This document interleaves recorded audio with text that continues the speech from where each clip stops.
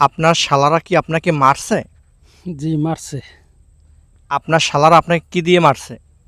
মারছে, ঘরের ভিতরে বসা ছিলাম, ওইটা চলা এবং লাঠি ছোটা ছিল, তাই দিয়ে পিছনভাবে আঘাত করছে।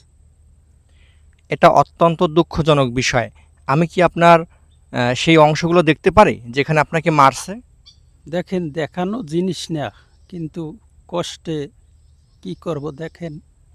ঠিক আছে। তাহলে আপনার যেখানে মারছে সেই জায়গাটা আমরা একটু দেখতে চাই।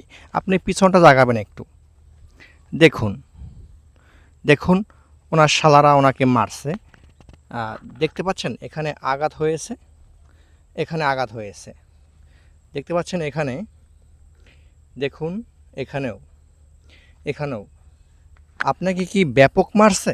জি ব্যাপক মারছে। দেখুন, দেখুন এখানে এই সেলাইটা কি, এই সেলাইটা কি আপনার শালারা আপনাকে ঘুষি মেরেছে? জি ঘুষি মেরেছে, কালসার ঘুষি মেরেছে। আপনার শালারা আপনাকে কয়দিন হয়েছে মারছে? এই ৬-৭ দিন হয়। আপনার শালারা আপনাকে ৬-৭ দিন আগে মেরেছে? জি। আপনি কি মেডিকেলে গিয়েছিলেন? যে আমি তো মেডিকেলে যাই নাই, আমাকে স্থানীয় গ্রামের লোকজনে আমার নিয়ে আসছে, আইসা নলছিটি স্বাস্থ্য ক্লিনিকে ভর্তি করছে, এই হাসপাতালে।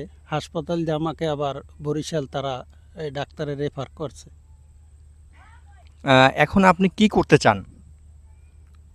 আমি এইটা, তারা আইনি লোক হইয়া বেআইনিভাবে আমাকে মারধর করছে, এইটা আইনির প্রক্রিয়া যে বিচার আছে, তাদের আইনের রুলে যে বিচার আছে, সেই বিচারটা চাইছি আমি।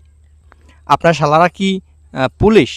জি, কালচার পুলিশ, বরিশাল পুলিশ লাইনে ডিউটি করতেছে। আর একজন বেসরকারি কি সিকিউরিটি গার্ড নাকি কাজ করতেছে। তাহলে আপনার শালা কাওসার সে কি একজন পুলিশ কর্মকর্তা? জি, সে পুলিশ কর্মকর্তা। সে পুলিশে চাকরি করে এবং আপনাকে মেরেছে? জি মেরেছে। দুইজন আসছে, কালচার বাদশা, আই আমারে মারধর করে তারা আবার তার চাকরি গন্তব্যে ফিরে গেছে।